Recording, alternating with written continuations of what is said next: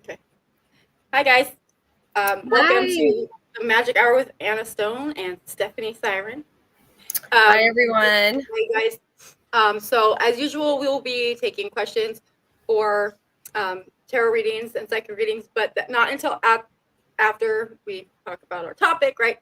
So, in the meantime, please don't post your questions in there yet because it'll just get lost and we'll have to do it again anyway. But tonight, we are going to be talking about spellcrafting, like not spell casting, spell crafting, right? And the different types of spells that you can do, especially if you're, I think this is more geared for newer practitioners. I think this is like kind of on the simple end of it, but just the basics, right? Stephanie, like, Yeah. What is the first kind of magic spell you ever did? Definitely, I did a love spell, but it turned Right. into like a glamour spell instead. But it Okay. was successful. They, What about you, Anna? the same love spell. And it was, unfortunately, it was successful. Um, the time I thought is what I wanted, but it wasn't. And so there's some rules about, I mean, like right now on TikTok and stuff, there's lots of people that are, that claim to know how to do this stuff, and I mean, I guess you can buy a book online or at the store, go to the bookstore and get something, right? Mm-hmm. But that's not going to necessarily be successful. Like, why do you think people fail at, or why do you think people don't get the results that they want when they try to do spell casting? Oh, many reasons, but the first one is that they're not following just the basic laws first, the energetic laws and the laws of ritual magic. Like, if you're not operating in those, then it's a toss up whether it's going to happen or not. And if it does happen, it's because of the power of your thought and the Right. power of your will and conviction. Right. Yeah. Yeah, and then so like I think there's another thing that we should like maybe address is, which is when people think of spells and they think of, witchcraft, and some people say that that's evil. But I want to point out the fact that almost every religion engages in this practice, and it's Mm-hmm. called, prayer or hymns, right? Like these are the same, it's the same exact thing. You're Absolutely. focusing energy for a point. Like you have, if you are a churchgoer, and someone in your congregation is sick and the pastor tells everyone to pray, that is the same exact thing. It's just labeled differently. Yep. Before the church became a thing, it was everybody was doing it. No one had a different name for it, right? Like it was just Right. like, yeah, I don't know, like what they even call it back then. But now we have this division of like, oh, witchcraft is, this thing. But it's like the majority of people doing bad stuff with it is, I think, small, right? What do you think? Like, what do you think is the majority of people that are actually I successful at think, doing bad things? I mean, okay, I'm going to be quite honest here, like Huh. brutally honest. I think the amount of people with our type of power have definitely had moments when we're younger, especially where we use magic in that respect, Right. like, or have done a hex or a banishment or a curse, or in a moment fit of anger, Yeah. said something during heartbreak, or Yep. things of that nature. I, as a younger, which definitely did not understand the repercussions for actions, and the laws of the universe and energy had its way with me. So, Right. I mean, yeah. That I think that a lot of people also think that you actually have to stand in a circle and do all this stuff, like these, gestures or symbolic movements, and it's not the case. Like many people probably do it without even recognizing that they're doing it. They're just they're have ill intent towards somebody, and that's where yes. the evil eye, the concept of the evil eye, comes from, right? Oh, So like absolutely. evil eye is not someone doing magic on you. It's someone that just dislikes you so much that they're projecting their hatred of, like, out towards you, and it attaches to you. This is like multiculturally, right? Like this is across many different cultures. So yeah, so it's important. Mindset is important, guys. Like thoughts are powerful. And so if you want Yes. good things, you've got to stay in that mindset of good, right? But we Hmm. have a PowerPoint today. We And we're like, do. so I'm I gonna wanted pull to that. share something about that I'm really excited about, Yes. because you and I have this in common. candle magic. You're about to introduce candle magic, and it's near and dear to my heart, and it's so powerful, and the use of fire is such an accelerator, and the use of incantations and speaking invocations into the fire is so powerful. It is. It's such a that's the first type of magic I ever did, was candle magic spell. And it is like, but it's important for people to note that none of those items have any power. Like candles don't have any power in them. Any of the tools that, like, when you read a book and it tells you how to do a spell, like all the ingredients and things like that you need, none of those things have any inherent power to them themselves, right? Where does it come from, Stephanie?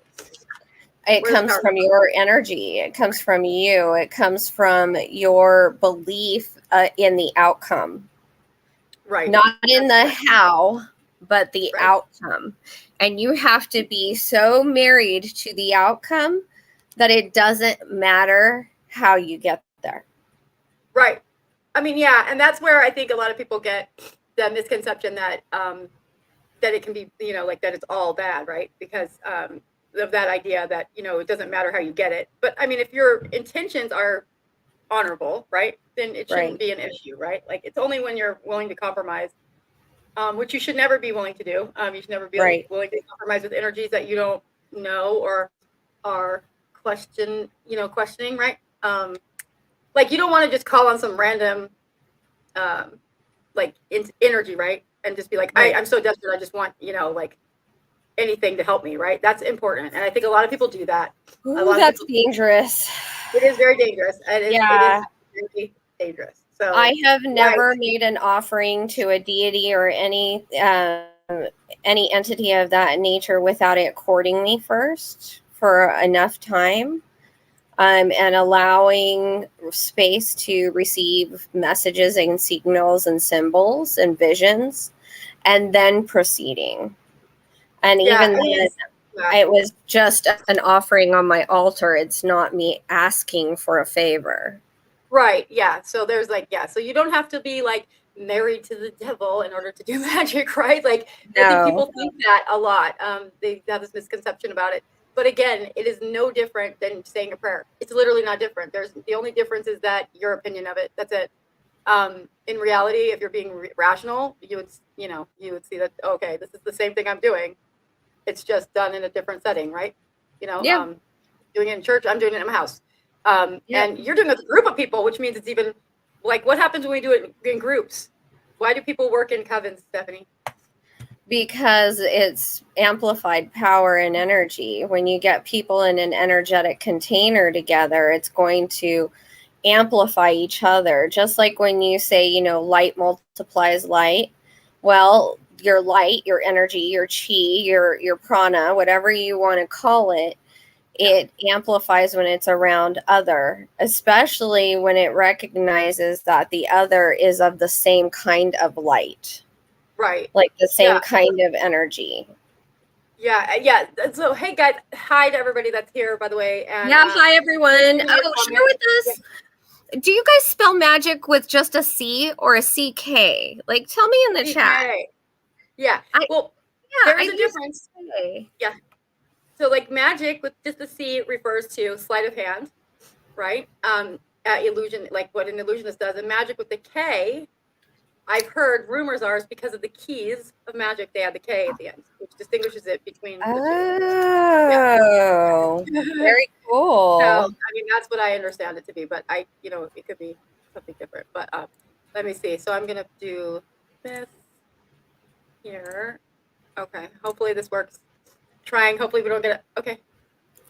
Here we are. Is it not? Why is it not presentation mode, guys? Look at us. Oh, wait, it's not even working though. Hang on. Stop. Why did it not work? Hang on. Technical difficulty. Sorry.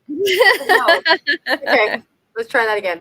I don't know why it's up over here. But anyways, in the meantime, so Now, how often do you do spells? Because I think there's another misconception about witchcraft that people are just doing spells left and right, crazy, like every day. That is not my experience. What about you? No, no, no, no, no, no. There are little things that I do here and there that are probably very witchy that I don't even realize. Like every morning I get up and I go and I greet the sun outside and put my feet in the dirt. There it goes. Okay. I was like, what's happening? Okay. Yeah, you're grounding. Yeah. Yeah, yeah. In fact, I'd like to hear what other people do too. That's kind of like that. That's, just daily stuff that people would be like, oh, she's doing a spell. But I'm really just, doing my normal thing, or I'll speak my intentions into like my spices or something before I put them in my pot of soup or my food or that I'm cooking or whatever, Oh, yeah. And cooking is definitely a form of like, like people, how the way to the heart is through the stomach kind of thing.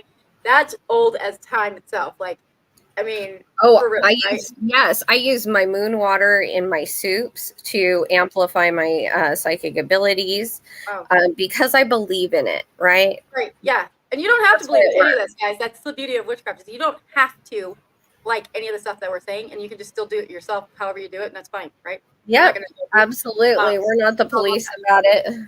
That's good, Kevin. I like that. I like you high five yourself in the mirror. Yes, I'm not even joking. That's actually Lala. Yes, Lala Mama. That's great. Bay leaves are fantastic for that exact thing, for writing intentions on them. Yeah, post that. That's a good one. Yeah, this is really good. Yep. This is very well known. And also, if you need money, if you write dollar signs on them and put them in your shoes when you're out, like, it's supposed to attract money. And I can say, like, actually, recently we did a money spell, prosperity spell, right, Stephanie? Yes. And it worked. Hell, it worked. Like, it really did. So, yay. But yeah, so we're gonna. Hey, Tom. How's it going? Tom's in the house. Okay with it. So.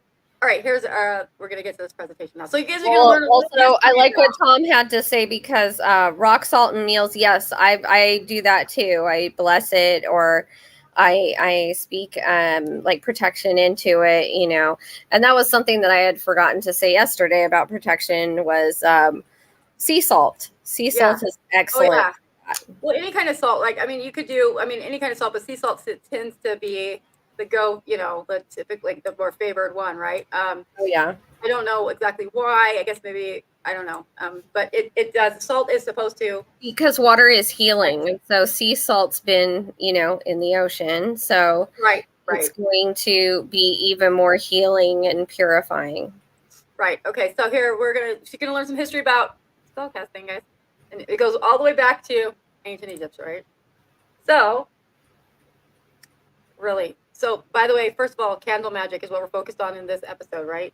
Because it is the most commonly practiced type of, besides just incantations, right?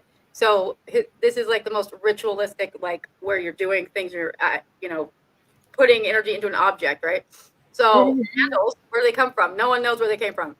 That's the history of it. The earliest iteration of a candle was an ancient find that was, 3,000 to 5,000 years BCE. So like, before Common Era, right? And the wickless rushlight was associated with the goddess Iris, and I'll show you in a second. Isis? Yeah. Yeah, okay. That's amazing. So this was made out of like animal fat, and stuff. So like that makes sense. Okay. Yeah. So these are here's the wick candles, okay? The Romans were the first to incorporate wicks into their candles around 40 before Common Era. But interestingly, Romans and Chinese also were doing it at the same exact time. They were coming up with the same information at the same time and doing the same thing. But although you can see China's like we're a little bit, absolutely. They're a little bit more well crafted. Yeah, the Romanians needed to work on that a little bit longer. So this is and they started using beeswax. Romanians? Romans. Sorry.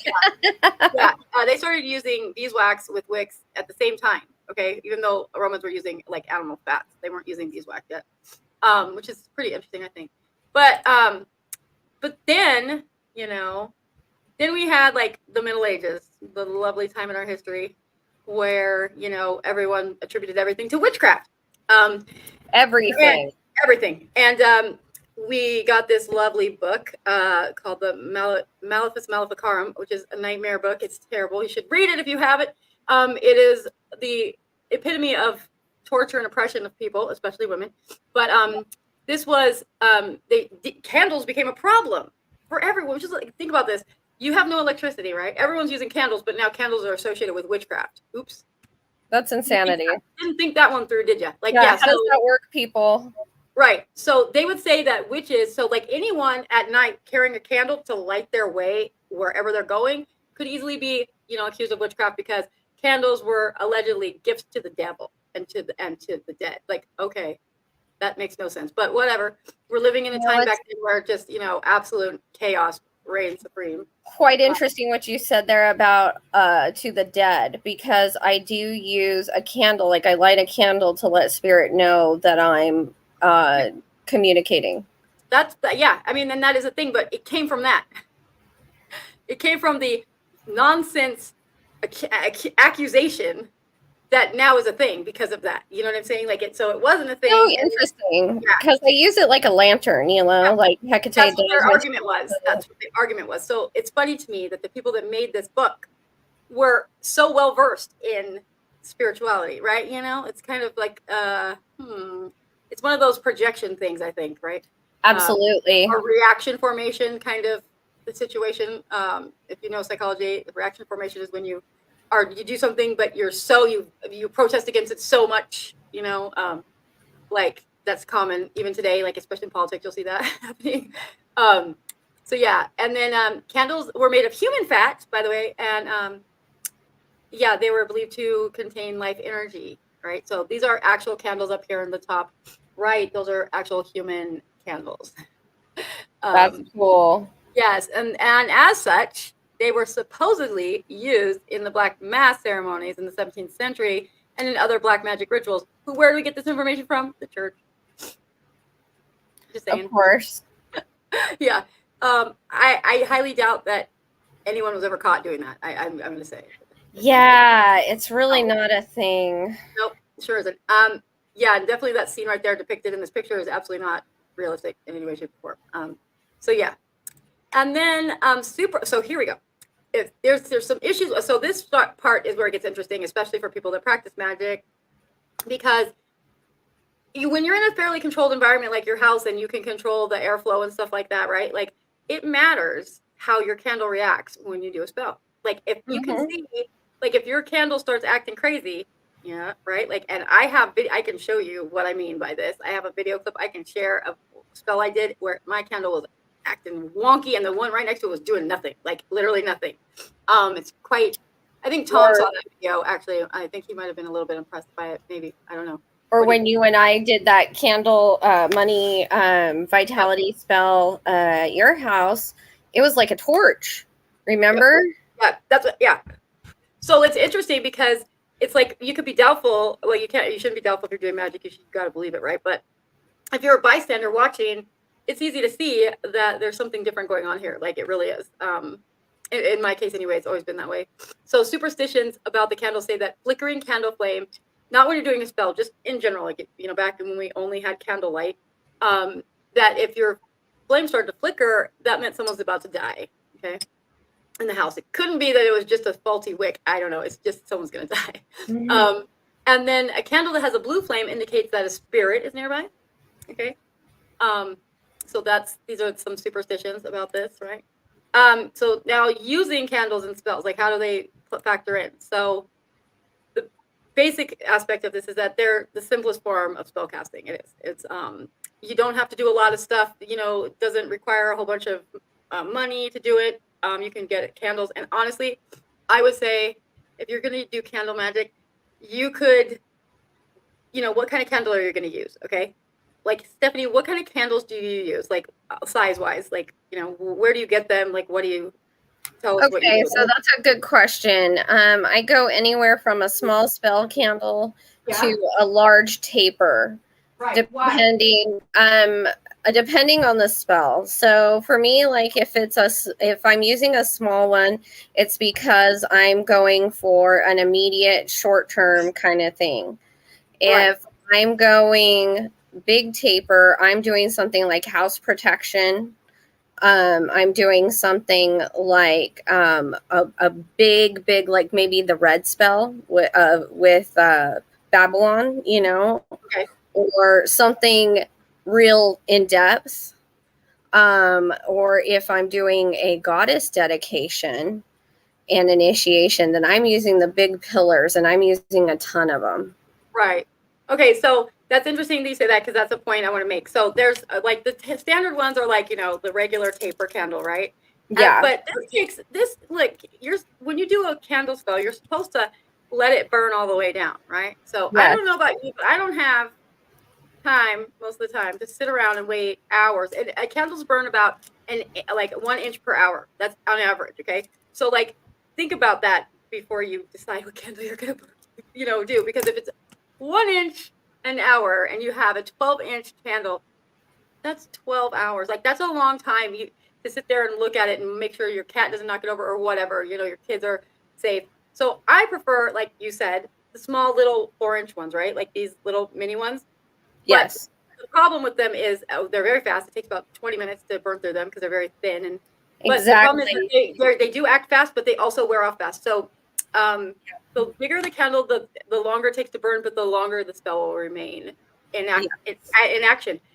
The opposite, though, is true with this. It's like the quicker it burns, the faster it also diminishes, right? Like, so keep that in mind. If you're trying to do something really fast to get a result right away, it's not going to be needed to be repeated, then small candles are great, right? Yep. But bigger candles require you to, have to wait for them to burn down. Now, do you put yours out when you go to sleep, or do you leave them burning? I leave see, here's the thing that I did. One of my altars is my hearth. And so because the hearth is like built for that, when I have the big candles, they go in the hearth. And I do turn around and turn my back, and I leave it be, because I'm trusting spirit. Now, do I suggest that for everyone? No, absolutely not. Yeah, you got to assess your own situation. And right. Like, if you have animals, it's not advised to leave them burning ever, or when you're out of the house. Children. No. Yeah. But if you do have to put it out, then you're supposed to use a candle snuffer to put it out before you relight it, instead of blowing it out with your breath. That's, if that doesn't resonate with you, do it your way. But like, that's how I understand it, and I've been practicing it forever. But yeah, and scented candles are fine. But the thing is like, typically, I mean, at this level, like, I make my own candles, right? Like, this is not for spells. This is just like a candle I have random. I make my own candles. I melt my own. I do that all myself, and I add the things that I need in them, right? So you can put things in candles like oils or herbs and stuff to help, kind of boost up your magic, right? But scented candles are fine. It doesn't matter. Like, it doesn't matter. As long as you resonate with it, it's all good, right? Yeah, and I want to clarify too, because I saw something in the comments about never leave candles unattended. I'm not suggesting anybody do that. I'm talking about the kind that you would find in a cathedral, where they have the big pillar tall candle holders. They're in a candle holder, a big glass one, and they're in my hearth. I'm not like telling hurricane lamps, almost like a hurricane lamp, kind of. Yeah, I mean, like that. Like when you would go into a Catholic church and you see all the prayer candles there, like that. Those are unattended, and people light them, and they burn for days on end. Right. I mean, but again, your situation is the most crucial point. So if you have kids or animals or gusts of wind that somehow come through, like, no, just be safe and watch it, monitor it all the time. But you know your situation. But yeah, we're not condoning anyone's house burning down. We do know people whose house has burned down from candle magic. So please, use caution, of course, and be responsible. Thanks, Kevin. I hope that's not sarcastic. I saw that how you both don't speak in absolutes. So this is candles are good for divination too. So pyromancy is another aspect of this, which is when you look into the flame and you can see things. So if you have a hard time meditating, sometimes it might help you to just gaze at the flame of a candle, right? Like that was how I first managed to accomplish that feat. I did that for the first time when I was 15, and I felt Like I could make myself go into a trance state doing that, and it would help with scrying.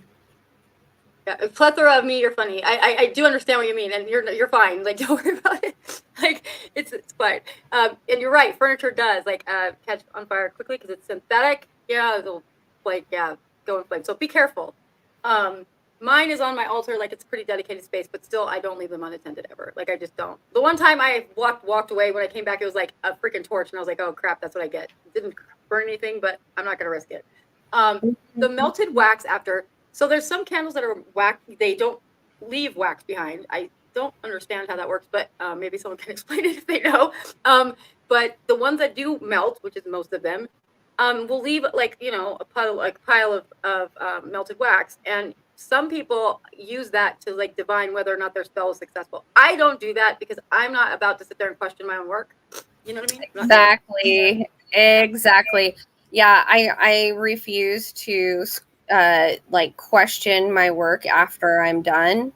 I've already offered to my Loas and my deities and given what I'm supposed to give and do what I'm supposed to do and contracted what I'm supposed to contract and understand the part of offer and sacrifice. Yeah. And then I just allow it to be. Right. And forget about it. And ideally, like, if you do a spell, you should get rid of all of the evidence that you did it. Like, so I personally I get rid of the wax. I no, I don't want to look at it because I need to forget I did it so I can move on and it can happen, right? And candle magic spells are quick. They are quick. Like, they happen quickly. I mean, that one love spell I did, oh God, it was so dumb. But it worked almost immediately. And that's the understanding I have from other people too that have done that same spell. Like, that it happens. Like, it's quick. Don't do it. I'm telling you, don't do love spells. They're bad for you. That's oh, well, there's several that are, I mean, look at me. I mean, what I did before everything went kind of crazy. I did an eclipse sacrifice crossroads spell, Yeah. And you got what you asked for. Powerful one. Yeah, it landed me in the hospital. You did. You threw yourself on the altar, so to speak. Yeah. Yeah. And yeah. And so, like, I get these questions all the time. I posted on here on YouTube a love spell. It was for a class assignment I had, actually. That's why I did it. And I know my college is awesome, but I did it to get some likes and followers for this other project I had to do, right? It was kind of like a hook video, right? And it's been the most successful one I've had, of course. And everyone messages me and says, what if I don't have a red candle, right? Okay, so I'm going to answer that right now. It doesn't matter what candle you have, what color you have. You can use white in place of anything. You could use any color. Doesn't matter. But there are traditionally some associations with color that, are pretty across the board. So red would have to do with love, passion, sexual energy, that kind of stuff. And it represents the signs of Scorpio and Aries. Pink is like more about like sweet love, like innocent love, friendship, harmony, and that has to do with Cancer. And then orange is about attraction, communication, encouragement, or motivation, right? And that's like Taurus. Gold is a financial gain, business, enlightenment, and it's more masculine and that represents the Sun and Leo sign. Yellow, persuasion, protection, charm, studying, Virgo, Gemini, like Virgo, of course, there, because that's all about like perfectionism, right? Green, money, of course, and fertility, right? And then blue is like psychic ability, dreaming, peace, just like the emotions, that kind of stuff. And that's Aquarius, Virgo. Purple is, again, purple is about like psychic power and then also reversing things too, if you need. Pisces and Libra. Black is, I always have black candles. I don't know about you, but I always have black and white candles because black absorbs negative energy, right? Right. I actually use black for my home protection candles. Yeah. I use them whenever I'm doing a spell. I always have a black one on the altar too, like taking in any negative. Always, it's whatever spell I'm doing, and then plus an extra black one. And then white is anything, you guys, anything. It can be used for anything because it's like just white's devoid of color, right? And then silver is, again, like reflection, the moon, subconscious, feminine. So gold is masculine, silver is feminine, and that's Capricorn. So, and again, white can be used in place of anything. So, again, you don't have to break the bank getting the stuff. And You can get a lot of them on Amazon, like pretty cheap, right? I have like a case, I think of 40 I got for like $15. So and if you're a witch on a budget, you can go down to the dollar store and just get a bunch of those little votives. Who cares? Yeah, it don't matter. It doesn't matter. Little white votives. Yeah. So should you buy them or make them? I mean, like, this is a question that is dependent on your personal circumstances financially and time-wise and know-how and equipment, because it does require equipment, right? Like I do make candles, but that's because during COVID, you know, I got bored and like was like, well, what can I do? So I bought a whole bunch of candle making stuff, like just like I bought a whole bunch of jewelry making stuff and resin. Oh God, I spent a lot of money. I used to make my own candles for sale, and I used to make them for each goddess and everything, and I absolutely loved doing it. But right? I didn't see a difference in my Magick whether I used that or one made by somebody else. So I agree with that. I think it's I mean, it's kind of helpful because it gets you in the mood, like you're making this thing and it's like prep, you know? Right. But honestly, I can't tell you that. I can't say that I've had more of a, yeah, you're right. It doesn't really matter. It's just, but it is therapeutic. Making candles for some reason is fun and it's like relaxing. I don't know what it is about stirring that pot, but I do like it. It's fun and it's pretty and it's creative, and we definitely, you know, it feeds the sacral chakra and all that, you know, makes you happy. There's a question here. This is good. Oh, okay. Well, first we'll get back. Okay, so any warnings?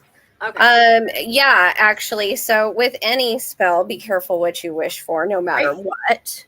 Oh, yeah, so careful. And because, you know, you can want somebody to be your friend and you can use the laws of attraction to get them to be your friend. Yeah. But then you've got to kind of deal with the fact that it's not made organically. You've pushed things in your favor. Right. I have someone that's messaged me a lot from YouTube that watched my love spell video, and they didn't think it was going to work, I guess. And I was like, well, I don't know why you're telling me that. Great. Well, why don't you try it? I mean, I didn't say try it, but I was thinking to myself, like, well, whatever. It worked. So they messaged me back. They're like, oh my gosh, it worked. Then now it's been 7-8 months, and I just got a message from them literally 2 days ago saying, it's worn off. What do I do? Right.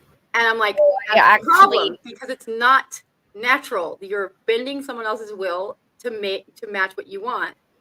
And when it wears off, it wears off. And then it's, you know, and if you haven't managed to somehow secure that relationship during the time that they were under that spell, right, then they're going to walk away. It's going to be the same situation you found yourself in to begin with, right? So I would say don't shortchange yourself. Like, if someone doesn't want to be with you, then, like, why force that? Like that. I agree with that, because honestly, I used one. I have a very powerful one. That's a 10-day one that does cause your karmic partner to come in, and it can be very good for about a year. Right. Yeah, mine was about a year. Like, mine lasted about a year. Yeah. And like, it's effective. And it works for everyone across the board. Right. However, it's also effective and works for everybody across the board, which means there's a time frame there. Right. Yeah. So, that's the thing. And if you're using spells that someone else wrote, right, again, you're going to be stuck with that aspect of it. Like, this one I use is very, very ancient. So in between, and let's talk about that with spellcrafting, which is, I write my own, but I also use very ancient ones that I feel have a lot of power in them. Right. Yeah. I mean, that's how we start writing our own, is we take originally from other people. You know, it's like you're not reinventing the wheel at first. You're taking from other things that you get in books, online, whatever. I mean, you guys are lucky now. We didn't have internet like growing up, so we had to figure this out in the library. Right, you know, but pouring over books. Yeah, and that's what we did, literally. Like, that was my fun day. It was library day. But I see some questions. I wanted to post one right now that I just saw. A plethora of Misa. What's the difference between a spell and a manifestation? Okay, that's a good question. Yeah. Actually, if you want to get down to the science of things, there's really no difference. There's no difference. Just like there's no difference between a prayer and a spell and a manifestation. Right. Yep. Nope. There's no difference. The only Yeah, go ahead. difference is ritual or ceremony. Right. That's it. Yep.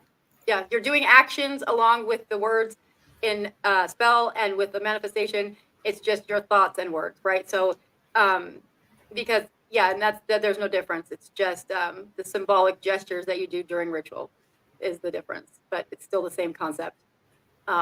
Yeah, that's a great question. And then, so a plethora of me. So Lala Mama says, should we also get rid of ashes from other spells? I have an answer for this. Yeah, go ahead. If I can, hijack this one. Yep. So I actually take crushed eggshells, my ashes from my other spells, and sea salt, mix it together, and make it my home protection combination. Okay, guys.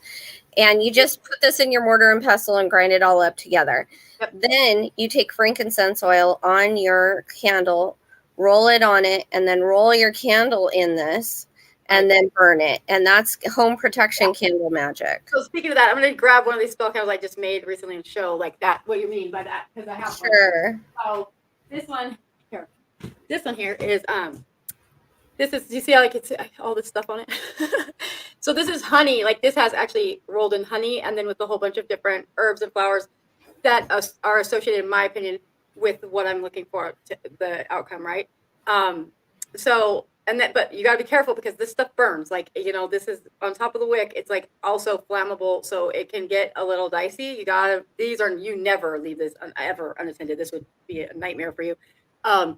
You might not have a house at the end of it, so you've got to be careful. But also, other people, like, that's your home protection thing is like, that's a little bit like, that's a more extended advanced version of black salt, right? Because how do we make black salt? That's what I was just going to say. She just said, would you call that black salt? Yes, Janet, that's exactly what we would call black salt. Yep. It's because we have blessed it with the ashes from the other rituals or ceremonies. Right. And then here we have this. How does it look when you create a love spell? Well, as much as I hate to condone them, like it's, what do you mean? How does it look? So like, I can answer that actually. I mean, I can too. I'm just wondering what she's asking, like exactly, like she want to know. Well, I'll go off. Do it, or like, I'll go off on a tangent. Go ahead. So a love spell looks like everything you could ever want on your list of things in a person. Right. And they magically show up in a pretty package. Okay. Just like exactly if you could make a person, right, that's what you get. Okay. So I like that answer. That's about a year. Yeah. But like, what about a person you've been in a relationship with and they're not feeling it or something and you're trying to get them back? So what you're saying is a spell that would bring love to you, that it's not focused on a person, right? It's just focused on like an embodiment of a person. Right. You ask for everything you want, and it comes in a vessel. That one's much more safe and practical than the one that is what I did, which was this person broke up with me and I want them back, and you know. Oh, I don't think it's safe and practical. Let me tell you why. Because mine was my ex of the last year. Yeah, no, I know. I'm just saying, like, it's more so because you're not actually bending someone's will. They're coming to you, but you've also put out that energy signature that you want it so bad that you're willing to do magic for it. And that's the thing, is like it like love spells scream cringe. Like they're just, it's like it's devaluing you as a person, because it's like you should know that there's someone out there for you. That's, if someone doesn't want to be with you, then they're lost. Like, you know, let them go find not someone as cool as you. You know what I mean? Like, let them suffer with it on their own. Like, you deserve someone that actually is going to show up for you of their own volition, right? Like, yes. As much as we can feel heartbroken and want to do it, it's like we're breaking our own hearts if we do it that way. We are. But people do it anyway. I mean, there's nothing we can say to prevent you from doing it. But I'm just saying, mark my words. I also want to post this one. Can performing a spell create karma? Absolutely. Yep. Everything you do in this life creates karma, or, you know, everything you do has a vibration. Everything. Yep. And so that can affect like the littlest star on the edge of the universe. Like everything vibrates and responds to each other in this universe. Entanglement. Yes. Right. Yeah. I mean, that's the thing. Like, this is so, and then this next one is this one here is it true that when manifesting something big, it usually comes with loss? Yes. Yeah, because there's payment for everything. So Yes, nothing's absolutely. free. You know, nothing is free. I can attest to that. Every big spell or ritual that I've done, I've lost something big in my life, but then I gained something that was more aligned with my energy and who I am. Right. It's like if you have your closet's packed full of clothes, there's no room to get new stuff, right? You have to remove some articles so that you can put the new stuff there. So it's like that. It's like an exchange, right? Yes. But where bad karma, I think, comes into play is when it boils down to your intentions. Like, are you honorable in your intentions? Are you doing where's your motive? Like, what's driving you? Because I see this a lot, and I think it's just ridiculous, and it makes me really irritated. Is when I see like on TikTok or whatever these like younger witches or whatever that you want to call it, like they're saying like, "Oh my God, my neighbor looked at me funny, so I'm gonna hex her." What? Like, That's what? crazy. What are you talking about? Like, are you joking? Like, first of all, yeah, don't be using magic all crazy like you know what I mean? Like, what are you doing? Like, if it's a privilege and an ability to do it, like, don't take advantage of it, like, first of all. And that's just, it's trashy, it's tacky. Like, someone gave you a dirty look, you perceive that, and you're gonna hex them? Like, what? Like, this is why I'm glad not everybody can do this. Like, sorry. Yeah, It's that like, would be ridiculous, right? yeah, I can imagine if everybody had this ability to do it. That's why that's why the keys come with payment. Right. And then the ones also that say things like, those laws don't apply to me. What do you think about that? Apply to everybody, buddy. Yeah. I hear that all the time. Like, I don't subscribe to that karma. I don't subscribe to this or that. And I'm like, well, have fun with that. Cool. Yeah. Like, okay, that's what you believe, that fine. But I'm telling you, that's not reality, because that's fine. But hey, saying like, because it may not get you right away, but it will get you, like, at some point. Oh yes. Yeah. So if you're out there hexing people for nothing, then yeah, you're gonna have some bad karma. Like, it's gonna be bad, and it's not gonna come to you the same way you gave it out. It's gonna be something that matters to you, that's even worse. So don't do that. Now there's the other issue of, like, Stephanie, if you have children that are, like, say something happens, and you're absolutely in the right, like, it's totally objective truth that what happened to you is wrong, and you feel like you need to do something in return. Like, what about karma then? How does that come to us? I think in the way of, like, if you say you're using instead of a hexing, I would do a banishment. I would do a banishment from my children's lives and my life of whatever was the thing that was harming them. Right. I wouldn't hex still, because there's always karma involved there, because you're operating out of anger instead of happiness and love. And judgment. You're judged, you're judged during executioner in that case, and that's not how things are supposed to work. Like, right. Yeah. So, yeah, but there are some times when, banishing people or binding somebody, like, from messaging you or, like, messing with you, like, to keep them away from you.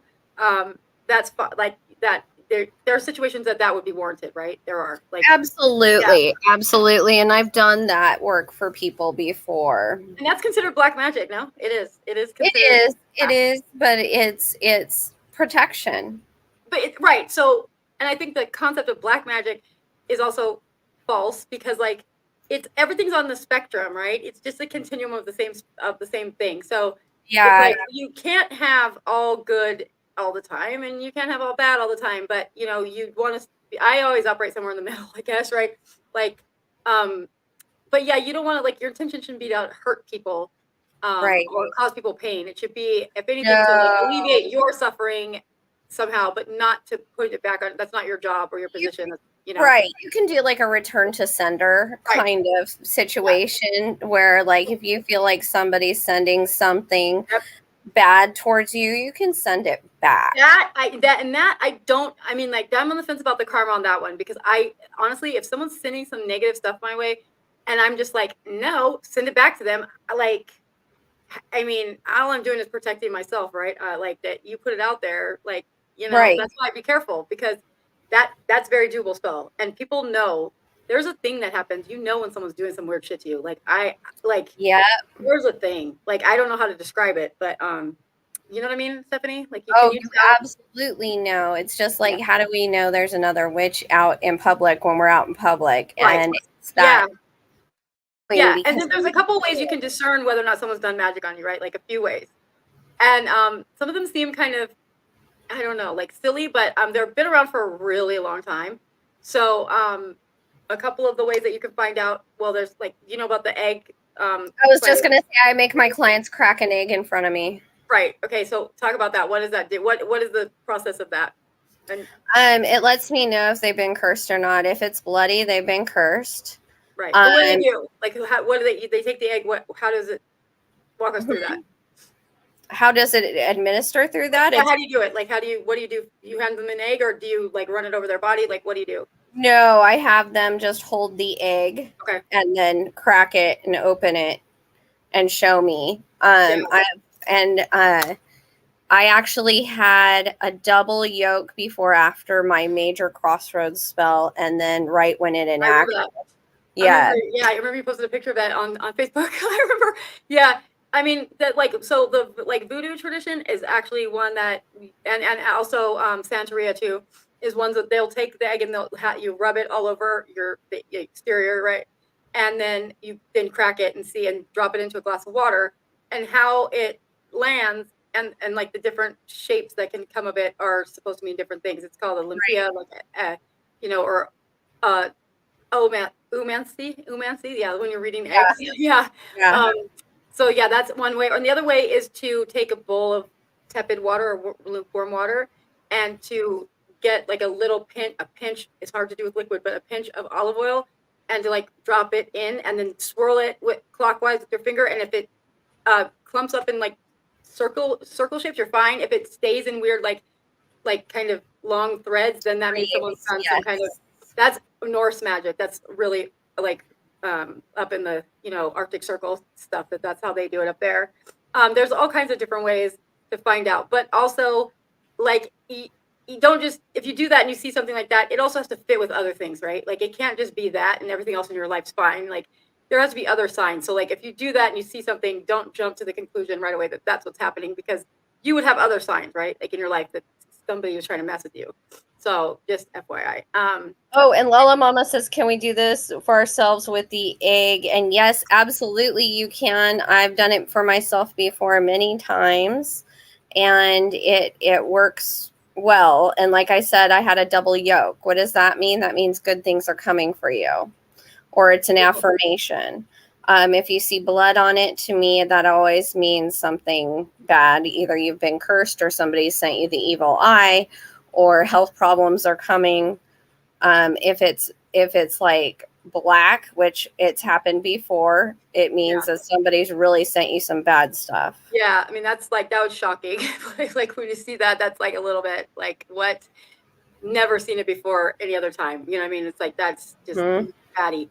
Sage, regarding sage, yes, like sage is protection, and there's a thing about like cultural appropriation right now. Like, I mean, I'm just saying that if you talk to people that are indigenous, they don't care at all about it. Like, it's like, you're fine, as long as you're not taking off someone's land, like as long as you're not stealing it, you're buying it from like ethically sourced, whatever, fine. Yeah. Like sage is great. And I like to use it because I noticed there's some people I used to have around that didn't like it, and I was like, and those people ended up kind of being shitty people. So like, in my experience, it actually works. So yeah. And coal, what does that mean? You burn coal. Are you talking about charcoal? Oh, we use the coal. Okay, so we use coal with our resins in our urns on our altars. Right. And the coal keeps things warm, so it melts our resin slowly. Right. Yeah, like a tart, like one of those candle tarts that you have like underneath the, like the underneath it. It's like that. It's keeping the heat there so that the resin can melt and like give off its scent, right? That's why. So yeah, that's and those are, it's a lot of work. It's kind of like extra and it's messy, but it does. But I love it. I love it. There's a a special place in my heart for copal resin and frankincense resin, like being burned on the coal. Like it really resonates with me. Yeah. And so I think when you find things in ritual that you love, you should just go with it. Look at this one. If you build it, the universe will fill it with clothes. Yes. Yes. You know how yes, this is how I operate, like clothes and a mustache. Oh my god, that's so funny. Yeah, self-love spells are the only love spells I agree with this. That I would never do a love spell again in my life. Like ever. Like I'm serious. It was bad. Like it was bad. Yeah. I mean, the person had to die. Like I'm not joking. Like they wouldn't leave me alone until they actually passed away. Like so it was years and years and years of just torment, and it was my fault because I did it. And like so trust me on this. Don't be me. Learn from my dumb mistakes. Don't do it. Like you will regret it instantly. You'll see. I mean, like I hope you don't see. Just take. I'm dead serious. Like I'm no pun. That was not intended pun. Like I'm being very serious though. It was not a fun time at all. It's like 8 years it lasted. 8. So that's the thing. Is like the ones you want to last. Well, you know they want. They're like the ones you don't want to last will last like forever. Like it sucks. Right. It's like, are we done yet? No. Yeah. No, we're not done yet. We're not done yet. Yeah. So the basic laws for spells is like, first of all, like what, let's see, hang on. Do we have another slide too that we're supposed to do, or can we? I don't know what's on it though. I forgot. Oh, here we go. No, it's just a summary. It's just, here we go. That's what we talked about. That's it. Okay, so we can go back to us then and talk about what are some basic laws for spells. Yeah. What are the basic laws for spells? So actually a plethora of me, we can answer this one. We had posted all of the video where we're talking about the keys of ritual magic. Yeah. It's broken down into 6 sections now, so one video for each key of magic. And we have another video about the 12 universal laws. It's one of the first ones we put out. Yep. And using these two together are what creates the basic laws for spells. Right. So you just need to be like, like not out of your mind, like with stuff, like, I mean, you're not going to fly, you know what I mean? I'm sorry. Like, I wish we could, that would be awesome. Right. But it has to be, like, I mean, for the most part, you got to be within the possibility of reality happening. Right.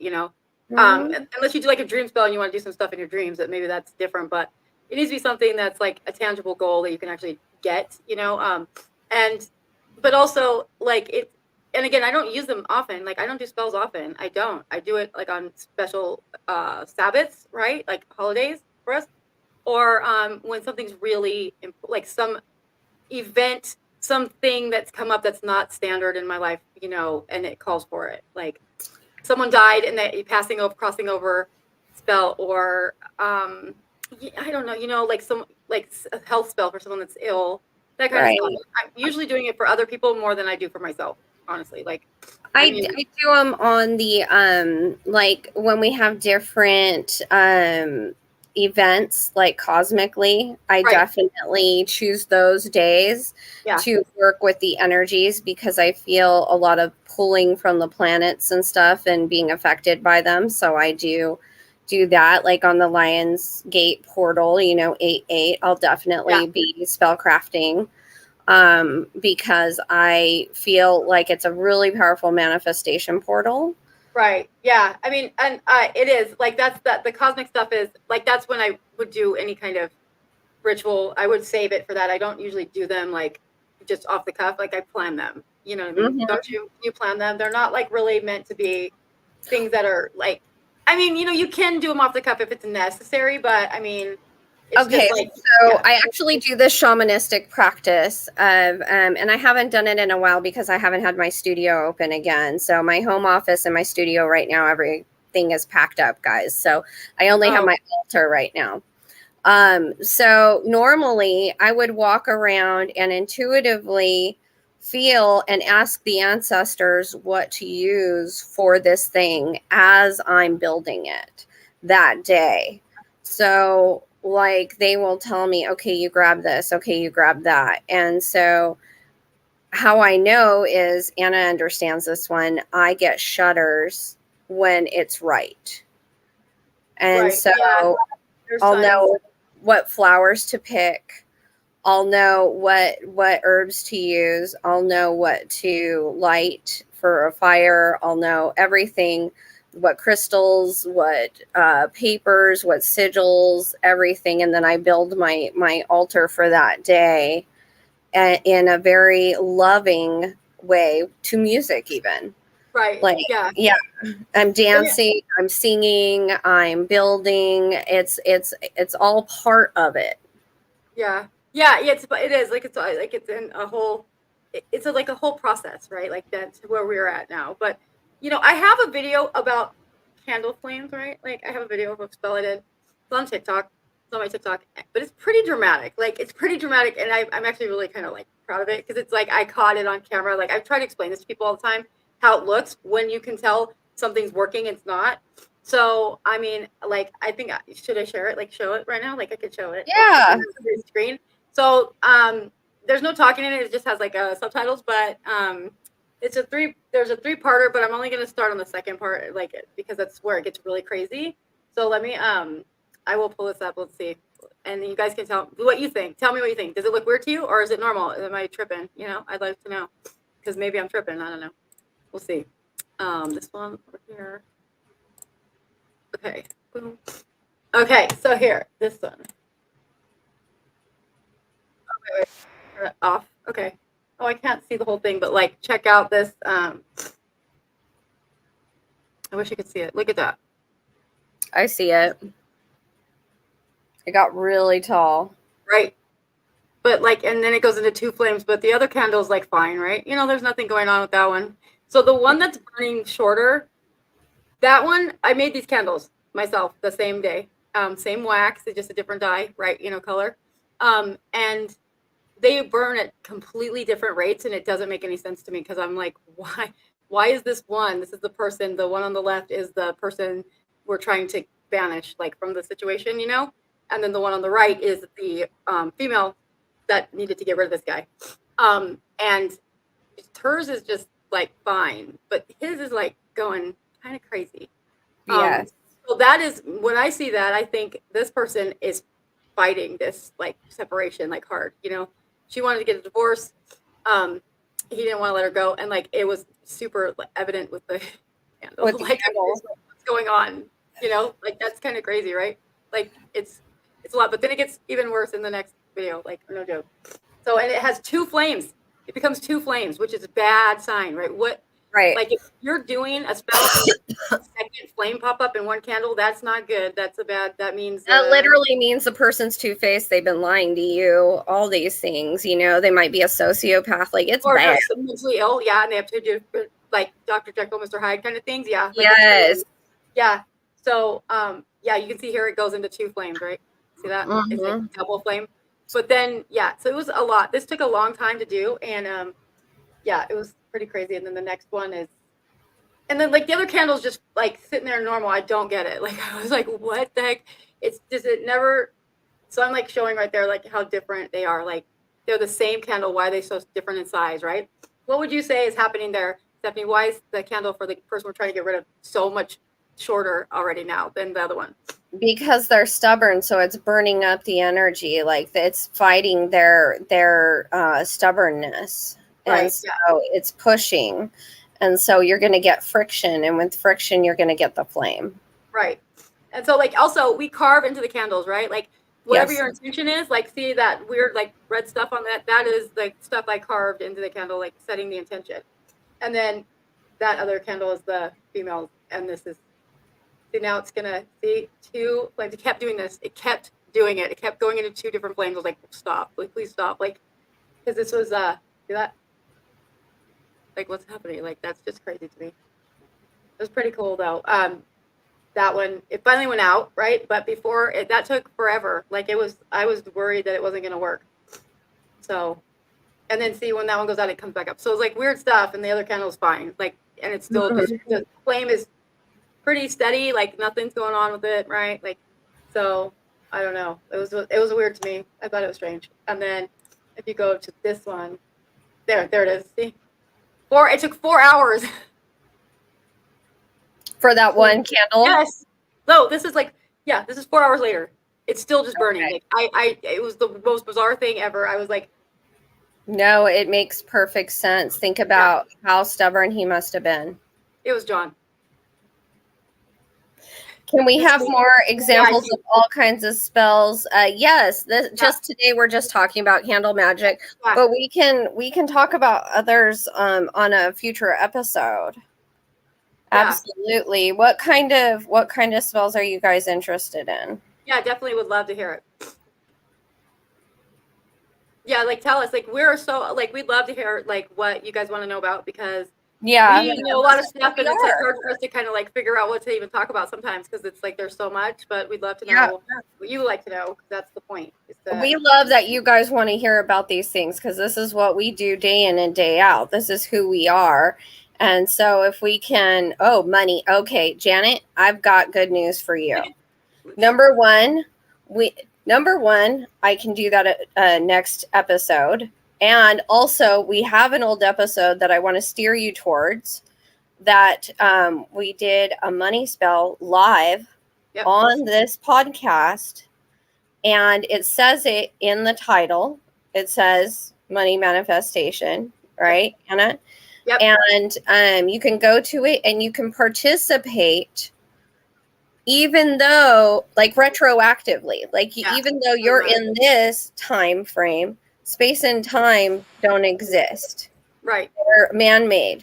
So you can attend this ritual, participate, and then so mote it be.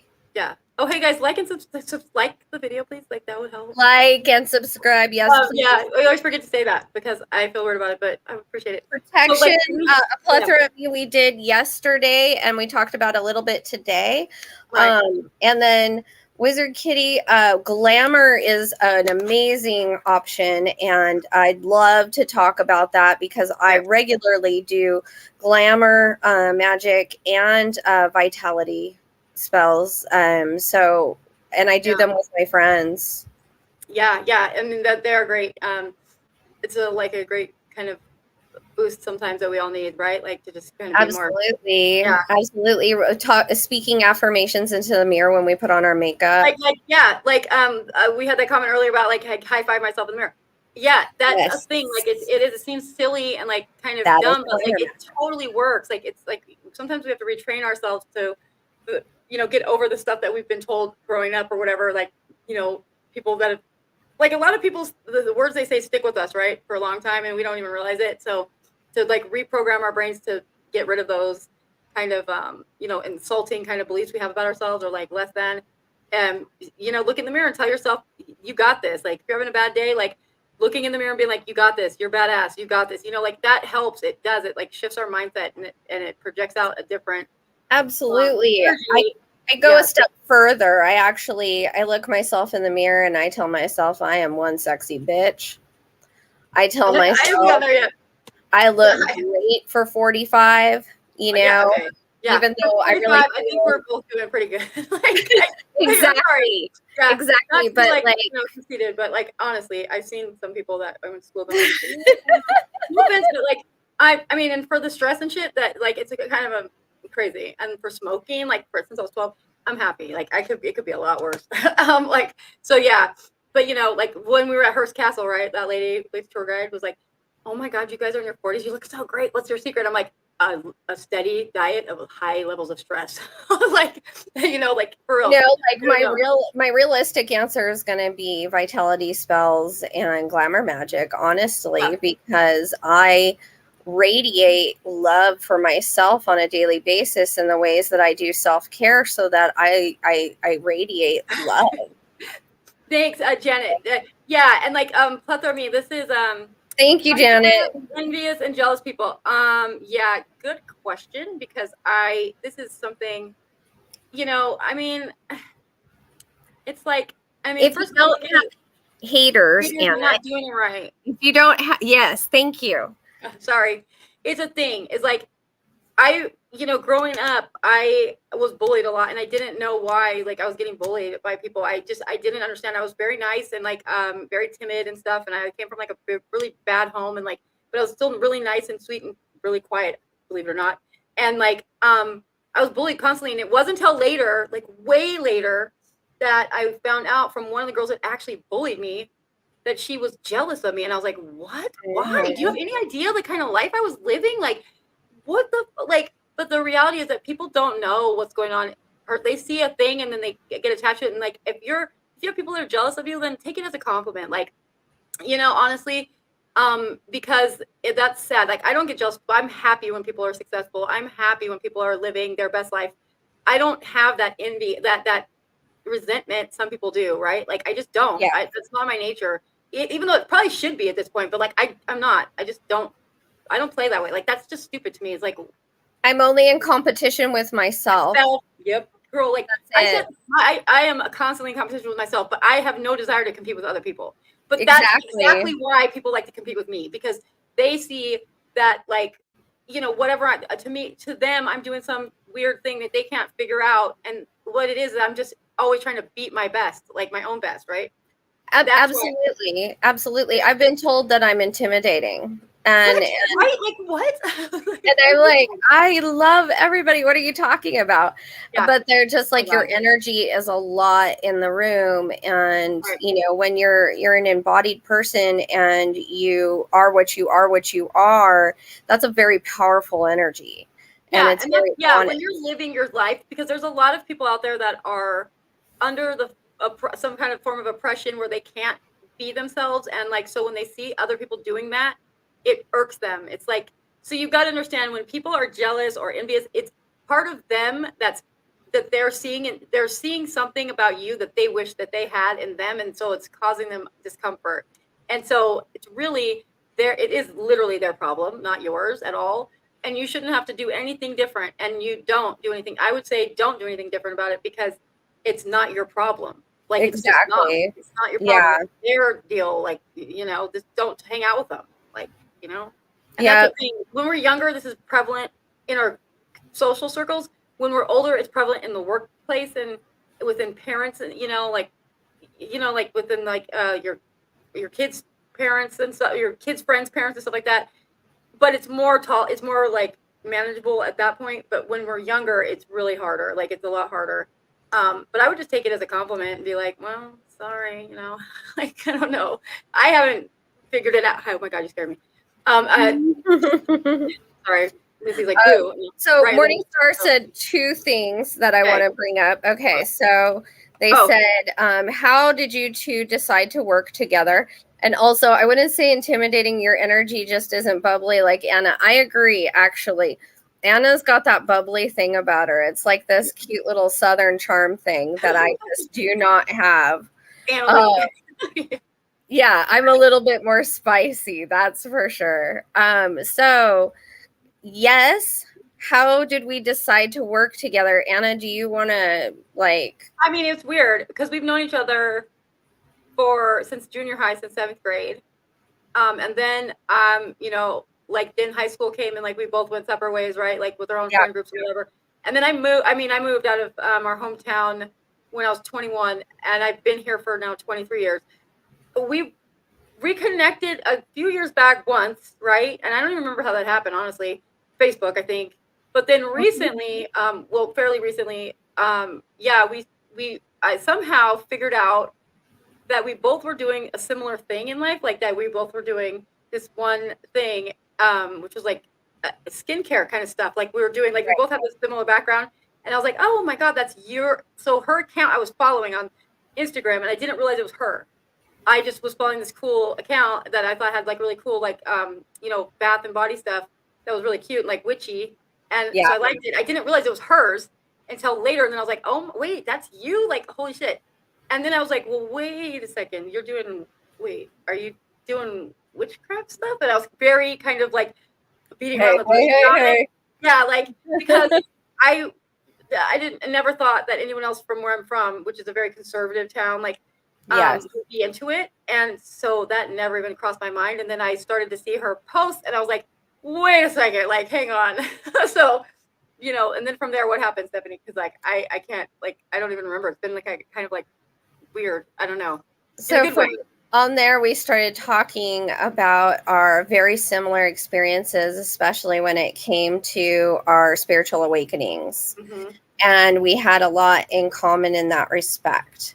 And then after I went through formal initiation into the priestesshood, I decided to start my own coven.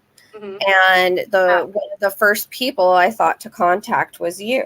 Yeah, because I had said, like, I had tried one time before here in LA to go be part of a, I've always been a solitary practitioner, right? Just by myself.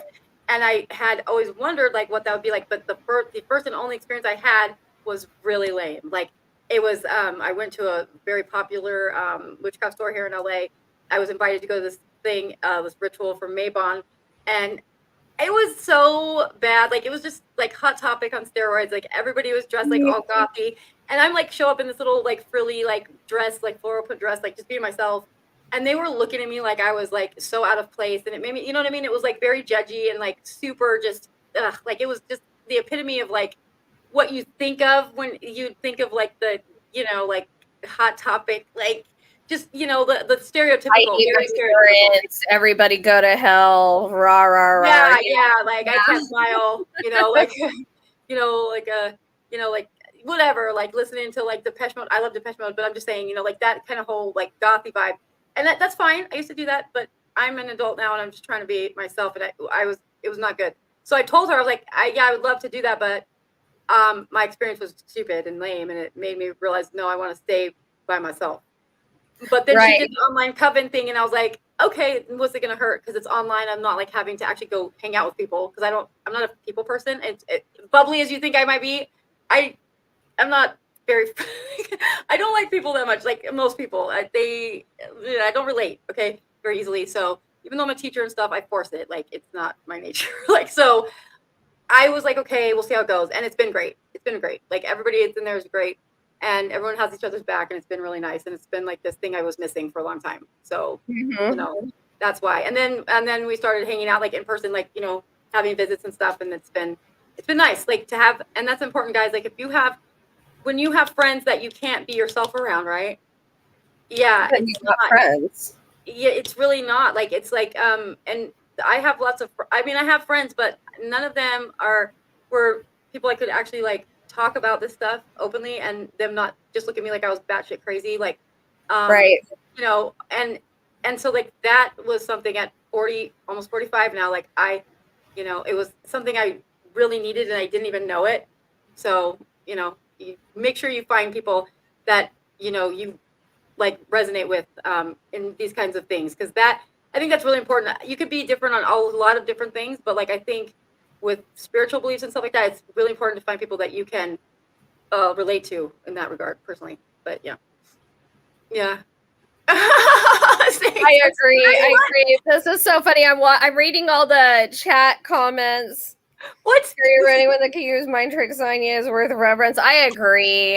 You know what though? She's so special and so needed because she helped rebuild my mind after my initiation. Because I don't know if you guys know this, but on the shamanic path or on the medicine person path, when you have an initiation, it can bring on hysteria because of the realizations you have about, say, existence. Yeah. Yes. So, and okay, this is very I'm glad you said that, because this is a thing. I think if you scroll through TikTok or Witch Talk, whatever you want to call it, you'll see this in play a lot. Like there are people going through legit spiritual psychosis a lot on there. And it's very it's very easy to see for someone like, me, that I'm trained in like seeing psychosis anyway, but like this is a different level, because it's not that they're crazy, it's that they're not processing properly what they now know. And it's hard because like when I died and I had my near death experience, it's still taking me time to process, like, oh my God, my beliefs were wrong about a lot of things, and if this is true, then so is this other thing and this other thing, and it opens up the door to like what is possible. And that's why I think religion is so popular, is because it gives you these finite rules that is, here's what's real and here's what's not, right? And then you don't have to think outside of those parameters. But when you're outside of that and you see what's really there, Yeah, that's freaking earth-shattering. Like right now, with our government just admitting that we have alien life forms in our possession currently at a university in South Carolina. What? Like, I mean, and that they're interdimensional, co-located here on Earth. What? Okay, I'm sorry. I don't know why more people aren't kind of freaking out. I'm glad that they're not, but like, um, I feel like there's a filter on some people that because it's too much for them to handle. Like, and when Stephanie had that ish, like when it's a lot, it's a lot. Like, I don't think if unless you know what we're talking about and you've been there, like you can't possibly like. And I'm not trying to put anyone down, but I'm just saying it's not No, something that you can deny. not you can't even fathom what we're talking about unless you've already experienced it because it's so much that it leaves you going, I don't know if I'm literally insane like right now or if this Right, is really happening. And that's why right. I got a psych evaluation. That's why she did, because Yep. it was necessary in order to rule it out to make sure that I'm living in reality and Yes. not in my own reality. Like that was important to me as a former scientist. I had to rule out the obvious, which is psychosis or schizophrenia or something, right? So yeah, like that's a thing. But how do you guys feel about that? Like, how do you guys feel about the freaking aliens? Like, I don't know. Like, I've got to ask, like, what do you like? I mean, seriously. So there's life form, different species, is it right? And they're alive. They're not just the dead ones, right? Living, and they're being held for what'd she say? It was interviews or for Interviews, interrogation or whatever. I mean, what? interrogation. I don't know. It was odd, but for me personally, I adapt to the nothing's in control. We're not in control. We're in a chaos realm. We know that. That's why we're here to just learn how to surf the chaos because it's never ending. What? Hey, I take offense to that. I'm just kidding. No, dude, we are. And we have a higher pain tolerance, and we have a version, like we don't respond well to anesthetic either. It's a whole genetic thing. But nobody believed us until science proved us right. Yeah, jerks. Thanks a lot for torturing us Yeah. for so long. And Jungian psychology is fantastic. Yep. That Carl Jung is like, that's my go-to for anything. He had a near-death experience when he was younger, and his mother was also psychic and a tarot card reader. And I don't think many people know that because that's not like the regular literature about him. You learn that like in grad school. And like he was crazy. Like let's just be honest. Like he was absolutely crazy. But he was in touch crazy. He was crazy because he knew all of that stuff. And like and he definitely was on point about collective unconscious. Absolutely. Like that Oh, is absolutely. like yeah. Yes. Yep, like that is absolutely he like put a name to it, and like that is Of a thing.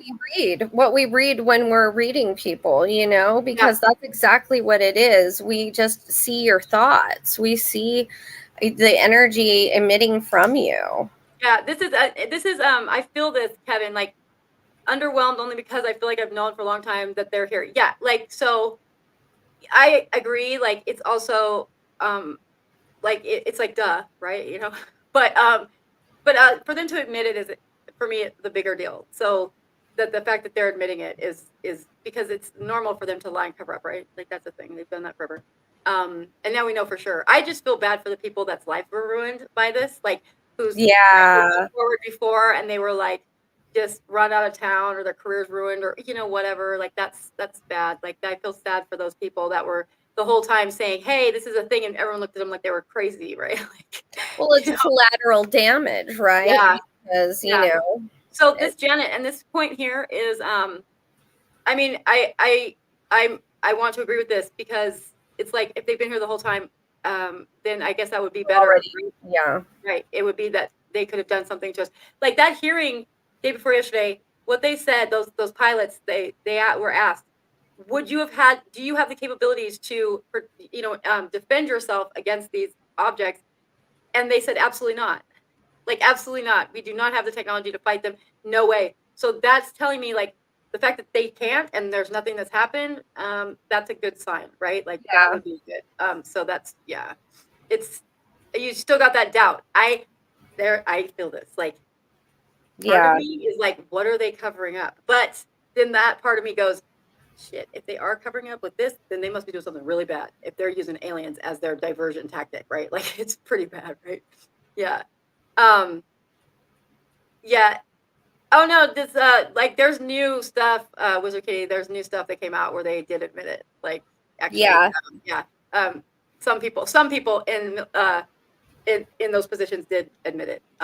Not from that hearing; it was after that. So yeah, like look it up from the Chapel Hill thing. Yeah, they owe people a huge apology. That is correct. And yeah, technology is advancing hard. Yeah, government. It is. We've been just look at how fast the computers. The 50 years we went from like basically nothing to everything that we have now. That's pretty consolidated amount of time, honestly. Well, it's all AI is just taking over. Once it's the genie that once it's out of the bottle, there's no controlling it, and it's already out. So I Right. mean, Yeah.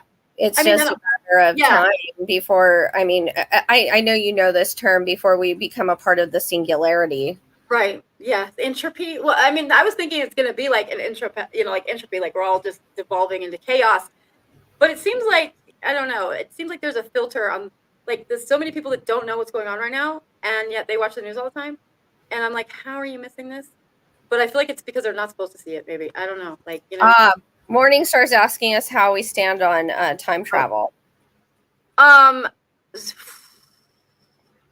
So I've heard from people, and I can't really say who, but like from people that are in a position that would know that that's been a thing for a while, but it has been disastrous in certain cases. Like, hasn't been good. I don't know that we can do. I think there's a rule, right? We can't go one way or the other. Like, which way was it? We can't go backwards, but we could go forwards or something. But then if you could go forwards, you couldn't go backwards once you got forward, right? So that doesn't make any sense. Like if you jumped into the future, you wouldn't be able to go back if you can't go backwards. So that doesn't make sense. I just realized that right now. That argument doesn't stand up. I don't know. I mean, I think that maybe you could switch a timeline that has a different time. Okay, so I'm going to actually address this with a plethora of meat. Okay, so because I do see dimensions, I can assure you, the fifth dimension does have time. It's the fourth dimension that doesn't. The fourth dimension has no time at all, and it's eternity. Right. That's like, so that's when I died, like I was there the same time my 6-year-old self, every version of me was existing at the same time. Right. So That's the fourth. It wasn't linear like how we are now. It's really hard to put into words. But yeah, like it was not a thing. Like I don't know how else to, I can't even, I don't have a language for it, unfortunately, but it was interesting. I was confused when I came back. Very confused. And what I saw in the fifth dimension is that the fifth dimension has space and time in the way of our thoughts get us everywhere we need to go. And so they find a pinpoint, but the space and time is not the measurements that we think in our human mind. It's actually love. It's the energy. So there's a thing here. Like we are super arrogant with our knowledge, right? Like we think we know everything. Science knows everything, but that's bullshit because the fact that we have these objects that are moving at a certain speed and like the way that they're moving breaks all of our physics laws, right? So we have to be open to the idea that we don't understand it properly. And in this dimension, this universe, whatever parallel universe, that it works that way for us, but it doesn't work that way for everybody else, like in other dimensions, right? So, and I think a lot of people have a hard time with that. But I've always thought that we just don't know everything, and when we don't know something, we say it's not real instead of saying we don't know. You know what I mean? Like we should just say we don't know. We can't figure it out yet. But right. we are, we have to be the apex, right? We have to be the top dog. So right. like stupid. I definitely see. I definitely have seen different celestial bodies in the sixth dimension. What do you mean? Like different stars systems or whatever? Yes. Yes. 17th dimension. I have no idea, but isn't it infinite? That either that would be like something high up. I would think that's like advanced stuff. Yeah. I've seen some pretty high ones like angelic dimensions and stuff like that. Right. Fire woman was contacted numerous times when I was a child. No harm done. She was observed. We moved, and the visit stopped. I'd love to have more info. So I was talking to somebody yesterday that works for the government, and they were I can't really say all of the stuff I heard, but basically they're monitoring. I guess they were monitoring. They've been monitoring us for a while, like for some things, and I don't know what that means exactly, but that yeah. So I guess that's a thing. I guess I owe my host, my parental host, apology for saying that. She's crazy for saying she had those experiences because looks like it might be a real thing now. But I still have doubt, guys. I can't help it. It's like I don't know. Aliens? Yeah, I don't know. It's just like I still don't know. That's a disbelief thing because honestly, I can tell you I've seen them. I've seen them in readings, and I've talked to them, and I've seen that they're multidimensional. Right. Well, They're so yeah, multidimensional makes way more sense than outer space to me. It does. Like I think we're looking in the wrong spot, right? yeah, they're dimension hoppers. Yeah, this is let's see, this one is I can definitely relate to this one here. I definitely don't feel like I know everything, haha, heavy in the opposite direction. So that's good. That's a good thing. So you're not succumbing to the Dunning-Kruger effect, which is fantastic. And if you don't know what Dunning-Kruger effect is, look it up. It's phenomenal. It explains a lot of things. Do you guys know what that is? Y'all know what that means? The Dunning-Kruger effect. It's they're too stupid to know you're stupid. People that are intelligent know that they don't know everything. They know that there's always someone else that's smarter than them, that they have just a little piece of a much larger puzzle, right? But people that are not very intelligent tend to think they read something about a topic and they think that they're an expert on it, and they'll like even throw out an expert opinion, someone that actually has a PhD in that topic, because they think they know everything now, because they're kind of lack the ability of insight. They lack the ability to like reason.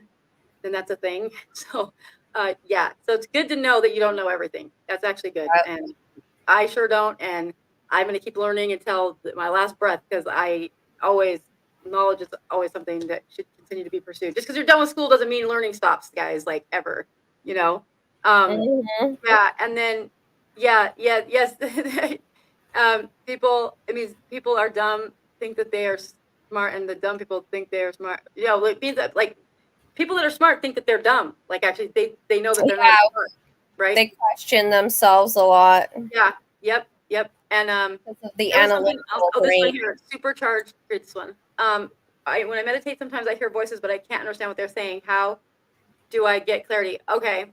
This is a good one. Yeah. So I also hear things, and it's very fast. Like when I hear it, it's fast, and it's like all one word. There's no break in the word structure, so it's like this, and I have to stop and say, what? Like literally I do that. I'll be like, what? And I just ask again, slow it down. That's what you do. You just tell them, I can't understand you, slow down. You can say it in your head, or you can say it out loud, and then usually it'll come in again. It's still totally fast, and like it's sometimes takes a few times for me to get that to stop, because it's coming from somewhere else, and it usually sounds kind of like muddled and underwater, almost. Like for me, I'm not sure how it is for you, but like you just have to ask for clarity, right? Like, Stephanie, what do you do when you hear stuff you can't quite understand? So I understand that it's from the dimension they're in because of the frequency and the way that they're trying to get it through to us. They're just faster than us. We're denser and slower. And so it's hard for us to hear them. But I usually ask them to slow down for me. Like I literally say it out loud. I say, okay, I can't understand you. I need you to slow down, please. And they usually do, or I'll tell them, can you send me symbols so I can understand what you're telling me? Kind of like charades, but with spirit. Yeah, it is. And like, yeah, and yes, it is just like that. Yes. And that's a good point, Morningstar, about this measuring against decay, right? The rate of decay, everything stops, and so does time. Absolute zero. I can't picture that. It's so hard for me. Yeah, the unobserved universe does not exist. Right. Yeah. I mean, so yeah, do you want to start answering, tarot questions now and stuff? Yeah, we'll start answering your questions. We're going to end though at the 2-hour mark. Yeah, we're never going to go over that. Yeah. I can't even see how long it's going to put. Yeah. So this question here is, do you see business picking up for our company? We can't keep workers because none are reliable. Well, yeah, I feel that. The times are different, right? Like, damn. It sucks. So let's see. I see you paring down, but like still keeping the business, but you're going to pare down to simplify so that you can save money to keep things going because you love it. Yeah, like I mean, consolidate. Yeah, like just streamlining it a bit, maybe. Let's see. Okay, for what's it? For David. Okay. Yeah, so this is like, yeah, it's about just taking your like more. Unfortunately, like right now, it's going to be more control on your part. Like it's going to be more responsibility for on your end until people start getting work ethic back in them. If they do, I don't know at this point like what's going on anymore. So like maybe they won't. But right now, it's about you're going to have to be more hands on, even more so than you have been, or hands on if you haven't been at all. Um, yeah, it's going to, but it looks like things are actually. I just got Wheel of Fortune, so like that looks like it will be shifting coming up. But for the time being, you're going to be busy like yourself. Let's see. Wait. Oh, let's what this here. See, where are we? Yes. Show Ooh, okay, so I have several people that I want to answer, so Yeah. we're going Which to have one? to go down. Which one? Okay, so first one that I'm going to answer is this one, Plethora of Me. I'm sorry if I'm Okay. skipping ahead, but That's it okay. just We'll go popped back. into my head. What should I do about so many ex-lovers and new lovers that are knocking on my door? I feel as though I should slow down. Okay, so the whole thing with this is Venus in retrograde, my dear, Mhm. and it will be until September 3rd, and it makes your exes look at you like you're some kind of goddess on feet. Like it's just ridiculous, and it's the way it is right now. It's the energy, and then it's also bringing new people to the yard. Okay, Right. so Yeah. like you're just like all you're in your like feminine divine archetype like goddess mentality kind of thing here, so that's all it is. That is all it is. But you Yeah. know what I say, take advantage of it right Like, now. yeah. Feel into it, enjoy it. Yeah. I mean, as long as you're being safe, it's all good, right? Yeah. So then, there's this other question here about money lent here. So we go back up to the top of the list here. So Okay. this one is I lent a lot of money to my friend Dejan. I don't know. And I was wondering if he's going to return it to me anytime soon, if I can trust him. Well, let's see. I mean, I don't know. This is. I mean, yeah, well, Yeah, it's a no. no, I feel like he's going to try and drag it out for a really yeah, long yeah, time. yeah. It's like fighting. There's like you got 5 of Wands here, so it's like you're gonna be like struggling for it, like and then also I feel like ghosting, like you're gonna get like he's gonna just MIA for some time. Um, And yeah. I'm getting the number 4. Was it Before, $400 you gave him, or oh, you oh said a yeah, lot of money, but I'm getting the number 4. right. So this is I would say like anytime you loan people money, guys, assume it's gone. If you get paid back, like great, but I Yeah. otherwise it's just like it ruins friendships, and it's really hard, and it's very just it's so sad when it happens because you're like, what? Like I helped you out, and now you're gonna be a dick. Like, come on. Yeah, like that sucks. It's hard. So, but yeah, like I don't. Yeah, I see. Like it's yeah, it's like I feel like it's gonna just kind of MIA and not answer your calls and stuff like that. So don't be surprised if that happens. I'm sorry. Hopefully he does come back though around and like, but I just see that right now current energy is like Slime ball. yeah, Sorry. yeah. Sorry. And then this one is What is ahead for my daughter, 17, over the next few months? mm, So I feel like she's going to be discovering a lot about herself. I feel like she's going to be coming into some powers of some sort, like a gift. yeah. I see a partnership here with somebody. Like I don't know. Like this is she out of high school now? Is she like starting college or is she going into senior year? Like I see like there's a let's see, hang on, what's this one? There's like a very naive, like kind of in a good way, not a bad way, naive, like just as an innocence of being 17, of looking at things right now. I don't know. Like, what's she doing? Do you see? Let's see. Did we get? See, but let's see. Oh shit, girl, what? Oh my God.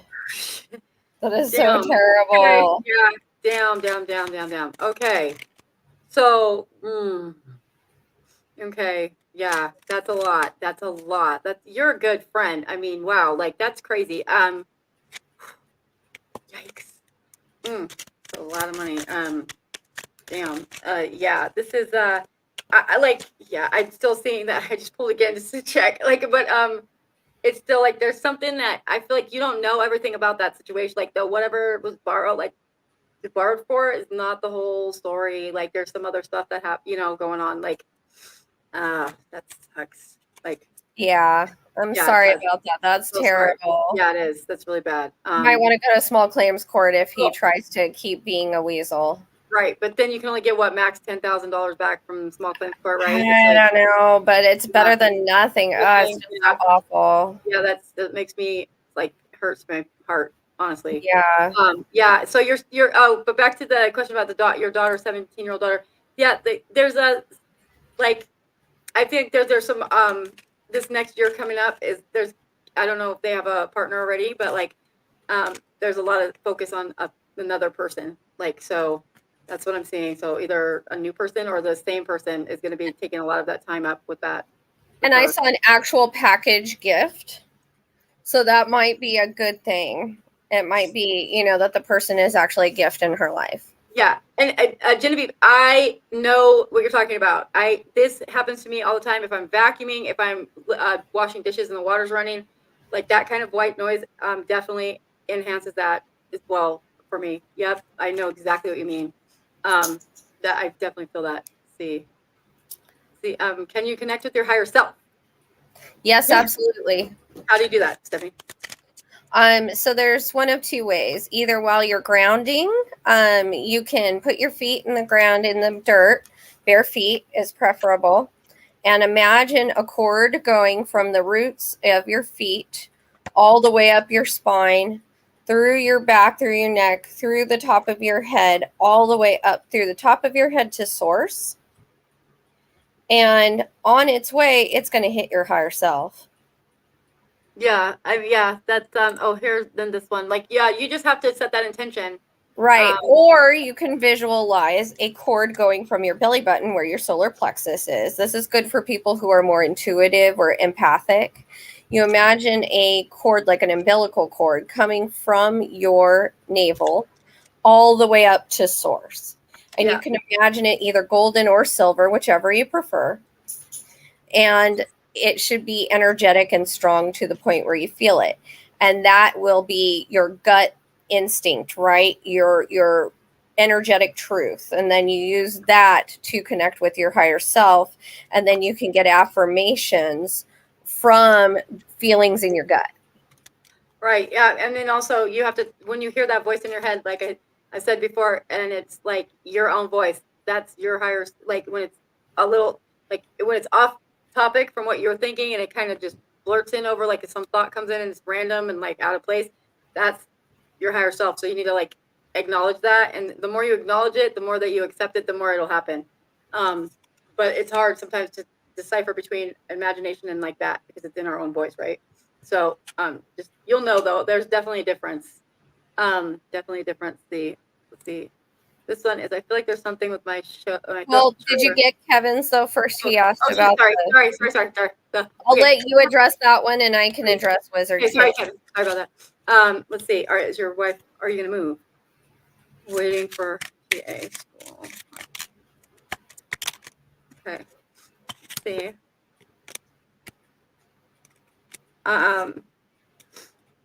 No. Yeah, I see like it's not I don't know. It doesn't look like right now like that's gonna happen. Like I just got that things are what's PA school? What does that mean? Is that Pennsylvania or is that standing for something else? Let's see. Yeah, I mean like right now. Let's see, hang on. Let me clear my deck. Hang on. All right. Let me start it first. Oh. How long is she? How long until you guys find out what's gonna happen when you get that word? Um, yeah, empathetic. Yep. Life itself is school. That's right. That's right. Learn to live, coaching. Yes, you're correct. Let's see. Okay, so I'm going to answer this other question right Yeah, now. I'm still doing this one. Good. Yeah, Wizard Kitty, I just wanted to answer you because it came to me. So that is a past life thing, actually, and you might want to get your thyroid checked just because it might be an energetic, stagnant energy here. As I'm feeling it from you, like hear how I'm getting hoarse right now. It's because I'm empathing you right now. Like I'm feeling your body and your energy. And Yeah. yet this is somebody choked you to death in a past life. Nice. You were a man and they were a man, and it was a fight and he choked you to death. So that's why you feel this way. And what I would like you to do is either come to me and get a healing, or start talking to yourself during meditations and saying that that life is over and you're in a new life in a new body, and keep telling yourself that over and over and over again. Yeah, so for Kevin, this is I'm seeing like I still got the same answer. Like there's something here that's not, there's some details of that acceptance of that for that school that is not known right now, like that it would change the like the how you guys view it, right? Like, you know what I mean? Like it's not going to be exactly what was thought. So I see that there's going to be another decision made. Like there's going to be like you guys are going to have to make a different decision, basically, is what I'm seeing. Like I don't know if it's like finding another school to apply to or a different program altogether. You know what I mean? Like but there's something here that's like unknown, because there's like the Two of Swords here. Like so there's something that's still like not being seen, and it's going to be an important factor in like what you guys decide to do. So until you have that information, right now, like it doesn't look like that's, it looks like there's, it's just, I see like some disappointment coming. So like, you know, just FYI, and I hate saying that. I hate that answer. But that's what I'm seeing right now. So hopefully that changes over the next 6 months, right? But like right now, I don't see that being a thing, moving. Sorry. I wanted to address everybody too. Only one question per guest on here, like in the chat. Yeah, we can only do that much. We have to limit it. Let's see. Yvonne. What's this? Oh, What happened? Okay. we both clicked at the same time. Yeah. So I am so unsure if it is right for me to buy an apartment that is ready January 2025, as I don't know if it would be the right timing for me to sell the one I live in now in January 2025. Yeah, okay, so basically you're asking us if the timeline is correct. Yeah, I actually feel like it is. Like you need the time to figure out your finances. Like, would you be buying it now or then? Like, are you putting money down now for something that far in the future, or what? Like, that's I guess I need more information on that. Here's what I see. I see you have a fork in the road, and you can either go to this thing that's ready right now, or you can do this one in 2025. And the one in 2025 makes more sense because it's got all the bells and whistles, everything you want. You just need to be patient and actually do the damn thing and pay the bills and get your debt, and everything squared away. I'm seeing your money flow increasing. So this is a good route to take. Okay, yeah. That's interesting. Do you see the comment here about the throat chakra thing? From like how that can be caused by radioactive iodine? Interesting. Yeah. Interesting. Yeah. Oh, shoot. So let's see. And then buying now, putting money down, right? Yeah, Right. that makes more sense. Yeah, that's a lot. Let's see. And then, am I able to heal my body of chronic pain? What is this? Chronic pain and like the burden of carrying a lot of extra weight. Stephanie, you do like the physical body stuff, Marvel. Let me see what my cards say, but like, what do you think here? Okay, so hi Sylvana, 63. Am I able to heal my body of chronic pain, let go of the burden of carrying a lot of extra weight? Thank you. Yes, actually, I feel like you need to get into somatics, which is like diet yoga.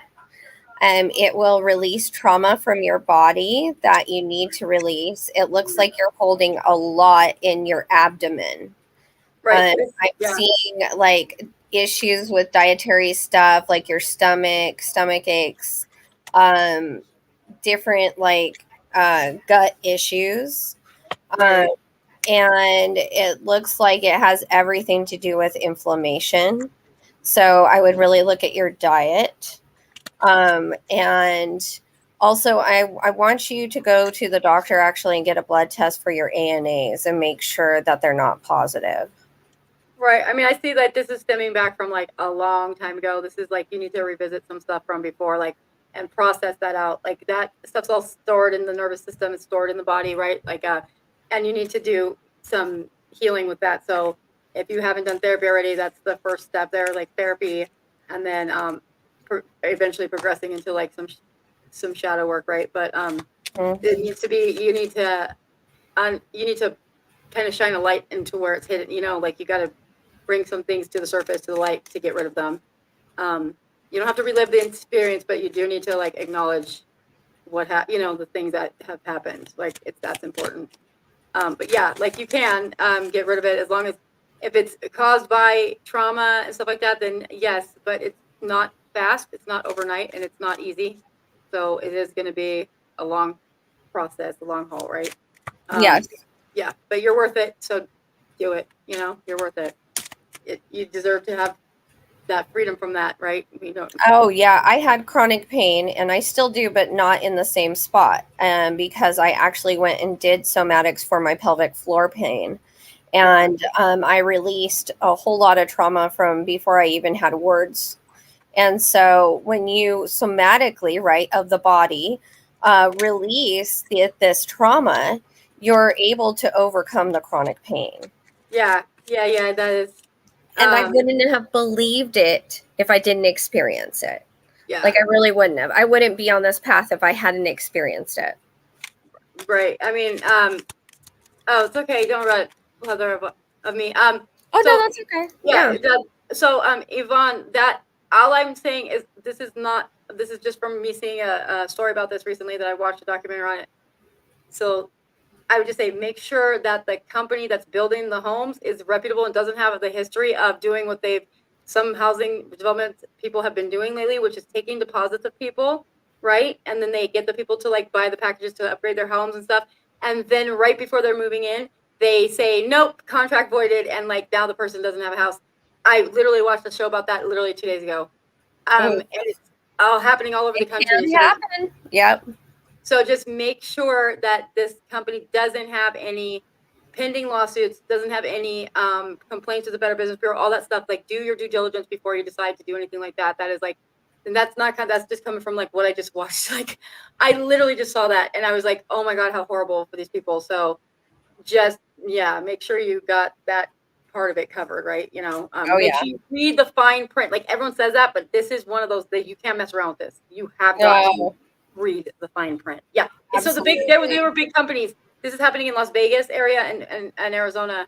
And like, there's a ton of people that this happened to. And these are huge companies, huge, like, and they just like cite some random clauses in there that they were able to like loophole basically. So I would even have a lawyer look at the contract first before you sign it, just to make sure that you understand all the terms, because that is like, and go on YouTube and Google, like, you Google like this, like what happened, like this situation, like, and you'll find tons of articles about it, and so you can just make sure that you're not gonna end up totally screwed. You know what I mean? That's all I'm saying. Yeah.